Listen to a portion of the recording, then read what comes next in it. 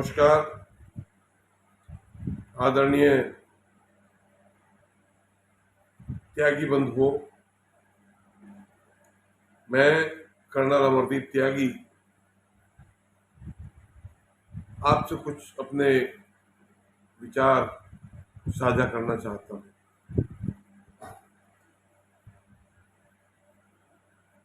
बंधुओं, करीब 5 साल पहले मैंने भारतीय सेना से स्वेच्छा से सेवानिवृत्ति ली और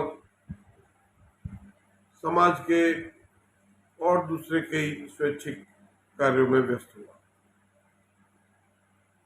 पिछले वर्ष का जो घटनाक्रम था उसको मैंने बखूबी समझा और देखा।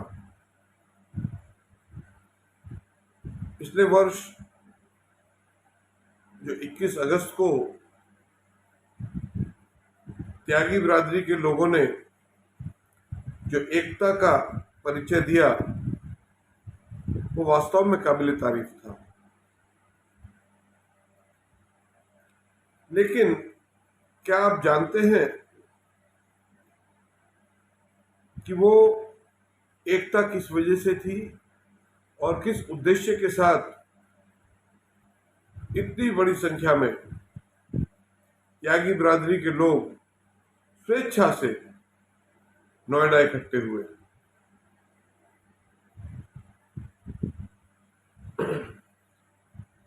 जैसा कि मैं समझता हूं कि 21 अगस्त 2022 को जो त्यागी बिरादरी का हुजूम नोएडा पहुंचा वो श्रीकांत त्यागी की सपोर्ट में तो नहीं था। हाँ, जो रोष था वो मीडिया के खिलाफ था, राजनीतिक लोगों के खिलाफ था, क्योंकि जिस प्रकार से त्यागी शब्द का प्रयोग भिन्न भिन्न चैनलों ने किया, भिन्न भिन्न नेताओं ने किया, उससे बिरादरी की छवि को ठेस पहुंची थी। मैं ये कहूंगा कि जिस कार्य के लिए, जिस कृत्य के लिए श्रीकांत त्यागी को पुलिस ने गिरफ्तार किया था, उसका वो एक्ट, उसका वो कृत्य गिरफ्तार होने योग्य था। परंतु जैसा कि हमेशा से होता है, 21 अगस्त 2022 को भी वही हुआ कि त्यागी बिरादरी के कुछ स्वार्थी तत्वों ने उस मंच को उस तरह से हाईजैक किया और जिस तरह से इस मुद्दे को हैंडल करना चाहिए था वो हैंडल नहीं किया गया और दूर दूर से आए हुए बिरादरी के लोग एक तरह से एक दूसरे का मुंह देखकर और बगैर किसी नतीजे के वापस चले गए और बिरादरी के इस जोश और बिरादरी का जो आपसी प्रेम और बिरादरी के प्रति जो एक निष्ठा लोगों ने दिखाई, उसके पश्चात 1 साल में जो हुआ वो आप देख रहे हैं। क्योंकि जब कुछ ऐसा होता है तो बिरादरी से, समाज से नेता उभरने शुरू हो जाते हैं। उसमें मांगेराम त्यागी जी कुतुबपुर, उन्होंने धरना प्रदर्शन और मैं कहूँगा उनका जो नेतृत्व करने का जो एक हौसला है उसकी मैं तारीफ करूंगा। लेकिन भाइयों, जिस तरह की भाषा का प्रयोग, जिस तरह के एटीट्यूड वो मांगेराम जी करते हैं, त्यागी बिरादरी की पहचान नहीं है। जो उससे वो झलकता है, वो सीधे सीधे पता चलता है कि वो किसकी भाषा बोल रहे हैं। एंड मैं कहूँगा त्यागी समाज जो है पढ़ा लिखा बुद्धिजीवी समाज है, जहाँ पे इस तरह की अभद्र, या मैं ये कहूँगा कि इस तरह की भाषा का कोई स्थान नहीं है। ठीक है, आम बोलचाल की भाषा में या ग्रामीण क्षेत्र में इस तरह की भाषा बोली जा सकती है, लेकिन उस भाषा का प्रयोग, उस तरह के शब्दों का प्रयोग आप पब्लिकली नहीं कर सकते, या करना नहीं चाहिए।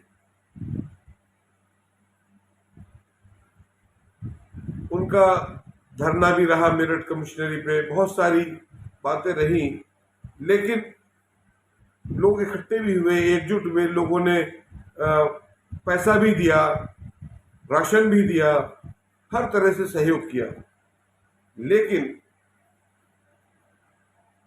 जो उद्देश्य था, जो होना चाहिए, वो कुछ नहीं नजर आया। अच्छा, जो उस वक्त मुद्दई था,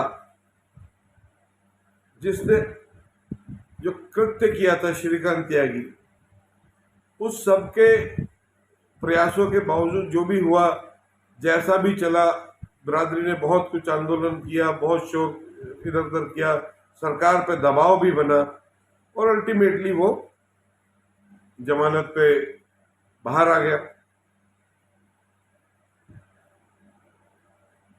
जो भी है, आई डोंट नो, मतलब पैसे के बल से या किस कारण से वो व्यक्ति जो शरेआम एक महिला के साथ अभद्रता कर रहा है, मैं नहीं जानता उस महिला की गलती थी नहीं थी या जो भी था, लेकिन ultimately his language, his behaviour with that lady was not appropriate. आज वो एक राष्ट्रीय पार्टी का घोषणा कर रहा है और महिलाओं के सम्मान की बात कर रहा है, जो बड़ा हास्यपद है। वो भी ठीक है, कोई बात नहीं, लेकिन क्या वास्तव में त्यागी बिरादरी पे इतनी कमी पड़ गई है कि ऐसा नेतृत्व स्वीकार करेंगे? कहाँ तो हम अपने जब पोस्टर बैनर या कभी नाम लेते हैं तो उसमें महावीर त्यागी जी, प्रकाशवीर शास्त्री जी, राजनारायण जी, मेजर आशाराम त्यागी जी, इस तरह के व्यक्तित्व का हम प्रदर्शन करते हैं, और भीड़ इकट्ठी होती है श्रीकांत त्यागी की उसमें। खैर कोई बात नहीं, वो भी कोई ऐसा कोई विषय नहीं है। विषय यह है कि जो 21 अगस्त को चेतना दिवस या एकता दिवस या स्वाभिमान दिवस हम जो भी मनाने का प्रयास कर रहे थे, उसमें तो हम बटे हुए नजर आ रहे थे। 21 अगस्त से आने से पहले के कुछ एपिसोड जो सोशल मीडिया पर दिखाई दे रहे थे, मांगेराम त्यागी जी वो श्रीकांत त्यागी पे कुछ कह रहे हैं, श्रीकांत त्यागी को शोभा त्यागी जी कुछ कह रही हैं, श्रीकांत त्यागी अपनी ढपली अलग बजा रहे हैं, और दो दो जगह ये सभाएं हो रही हैं। तो ये त्यागी समाज की एकता दिखाई दे रही है या विखंडन दिखाई दे रहा है? अच्छा, ऐसा होता है। मेरा इन दोनों से कोई विशेष मतलब नहीं है।